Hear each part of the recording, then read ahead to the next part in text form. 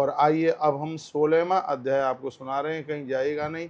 और मैं एक बार फिर आपको कहना चाहूँगा, अधिक पुरुषोत्तम मास में 31 अध्याय की कथा सुनना 12,000 वर्ष तक गंगा स्नान के बराबर।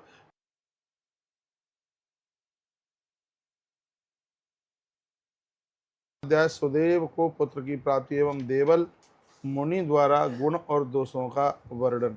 श्री नारायण जी बोले, हे नारद, भगवान की आज्ञा पाकर गरुण जी उस ब्राह्मण से बोले, हे ब्राह्मण श्रेष्ठ, जैसा भगवान ने कहा तुम्हें 7 जन्मों तक पुत्र सुख तो नहीं है, किंतु हे तपोधन, स्वामी की आज्ञा से, सुनिए कितनी प्यारी कथा है, स्वामी की आज्ञा से मैं तुम्हें पुत्र का वर देता हूँ।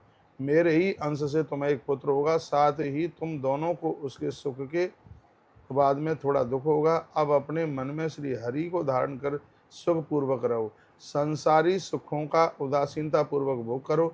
श्री वाल्मीकि जी बोले, इस प्रकार पति पत्नी को वर दे करके श्री हरि गरुड़ पर चढ़े हुए वैकुंठ के लिए चले गए। सुदेव भी वर पाकर स्त्री के साथ घर चले गए, गृहस्थ सुख भोगने लगे। कुछ समय बाद गौतमी जो उनकी पत्नी थी वो गर्भवती हुई तथा 10वें मास में उस देवी ने एक बड़े सुंदर से बच्चे को जन्म दिया। इस कथा के सुनने से वंश वृद्धि बढ़ती है। जिन बहनों को संतान नहीं है, मेरे निवेदन पर पुरुषोत्तम मास के इस 16 अध्याय के नंबर की कथा को जरूर सुन लीजिएगा।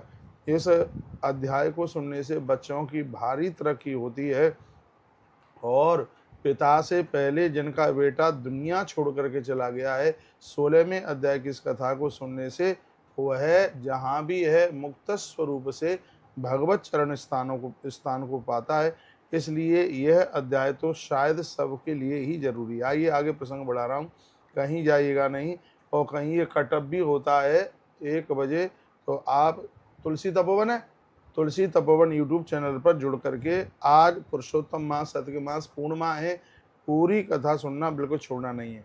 कह दिया गया कि सुंदर बालक को जन्म दिया उस माता ने, जिसे देख करके सुदेव को भारी प्रसन्नता हुई, सीमा नहीं रही खुशी की। उसने विद्वान ब्राह्मणों को बुला करके स्नान करके जाति कर्म संस्कार कराए। ब्राह्मण को भोजन कराने से अलाय वलाय सिगरी मिट जाती हैं।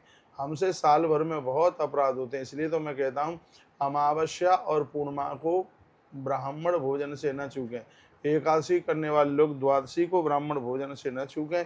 ये तिथियां अपने आप में बहुत दिव्य हैं, बहुत ज़्यादा पावन है। पहले तो लगता है कि पैसा खर्च हो गया, लेकिन ये खर्च नहीं हो गया, यह आपको अनंत गुना आपकी तरक्की देता है, पुरखों को संतुष्ट करता है, पितर प्रसन्न हो जाते हैं। और वो भी अधिक मास पुरुषोत्तम मास, बहुत बड़ी महिमा। प्रसन्नता पूर्वक दान दिया, उसका नाम भी सुखदेव ही रख दिया। वह बालक माता पिता को आनंद देता और शुक्ल पक्ष के चंद्रमा के समान वह बढ़ने लगा। समय के अनुसार पिता ने जनेऊ संस्कार कराया, गायत्री मंत्र की दीक्षा दे करके ब्रह्मचर्य आश्रम में पाम रखा।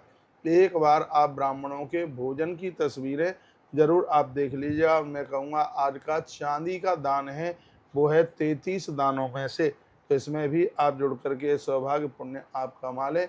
जिन्होंने 6,000 रुपया जमा कर दिए हैं या कर रहे हैं, उन्हें 500 रुपये अलग से करने की जरूरत है नहीं। 33 ब्राह्मणों के लिए 7,000 रुपये का दान है, वो भी मय दक्षिणा के सहित। तो यह सूचना सब आपके पास पहुंचाई है। देखिए यहाँ ब्राह्मण भोजन की कितनी बड़ी महिमा इस अध्याय में बताई जा रही है। कहते हैं गायत्री मंत्र की दीक्षा दे करके ब्रह्मचर्य आश्रम में उस बच्चे को रखा। बुद्धिमान ने वेदाध्ययन प्रारंभ किया। गुरु भक्त बुद्धिमान उस बालक ने अपनी सेवा से गुरु को अति प्रसन्न कर लिया। एक बार ही पढ़ने से उसे सब कुछ कंठस्थ हो जाता था। संपूर्ण विद्याएं उसके पास चल करके आ गई। श्री वाल्मीकि जी बोले, एक बार देवर्षि वहां आए जो करोड़ों सूर्यों के समान तेजस्वी थे, और उन महर्षि वाल्मीकि जी उनके साथ में जितने भी महापुरुष आए सब स्वस्ति वाचन का पाठ कर रहे थे। कहते हैं नारायण कवच के साथ में बहुत बहुत पाठ किए गए। मैं कहता हूँ संत भगवंत की जितनी महिमा है, ग्रंथ की भी उतनी ही महिमा है। वो कितने भाग्यशाली हैं कि श्री धाम वृंदावन में जिनका आज पोथी पाठ पूरा हो रहा है। ये भाग्य है, ये बिना भाग्य के नहीं। नहीं तो धन होता है तो भी सौभाग्य नहीं मिल पाता।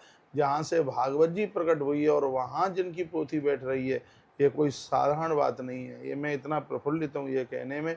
मेरा इतना मन था सौताल में कथा करने के लिए अधिक मास में, लेकिन भगवान ने यह सौभाग्य मुझे गंगा मैया जी की गोद में 7 दिन ये सौभाग्य दे दिया रहने के लिए। कल मैं बिल्कुल रात्रि को 11 बजे तक मैं गिरिराज जी गोवर्धन में था, सभी व्यवस्थाओं में लग गए हैं, इतना बड़ा आयोजन है और मैं कहूँगा ईश्वर ने 2 पैसे आपको ज़्यादा दिए हैं, तो बिल्कुल यहाँ जितना भी आटा, चावल, दाल जो भी कुछ मालपुआ बनेंगे रोज़, क्योंकि अधिक मास है ना, तो ये सब इतना अद्भुत कार्य हो रहा है।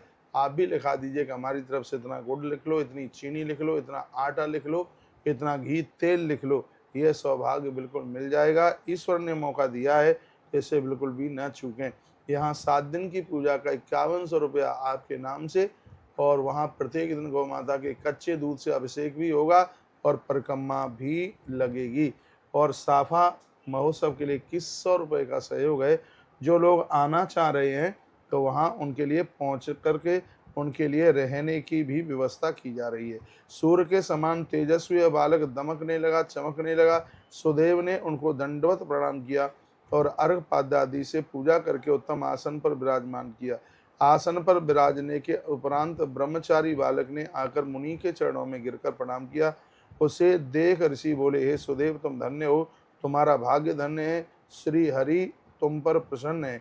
इसी से इस सुंदर पुत्र का वरदान तुमको प्राप्त हुआ। इस प्रकार कुमार को देखकर देवल मुनि सा आचर उत्कंठित हुए। ब्राह्मण से बोले, हे सुदेव, तुम्हारा यह सुपुत्र गुण सागर है और तुम्हारा यह पुत्र अत्यंत भाग्यशाली है। यदि दोष है तो केवल एक ही है, और उस बड़े भारी दोष से इन सब लक्षणों की विद्यमानता व्यर्थ होती है। इतना कहा, सिर हिलाते हुए दीर्घ श्वास लेकर मुनि आगे बोले, अन्य लक्षणों को कहो। कहने से पूर्व पहले आयु का भी तो विचार करना आवश्यक है। आयु न होने पर अन्य लक्षणों से क्या बनता है।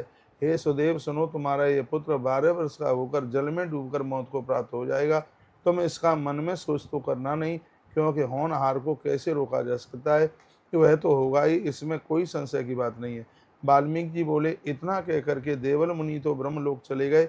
सुदेव शर्मा देवल मुनि के वचनों को स्मरण कर बहुत दुखी रहे।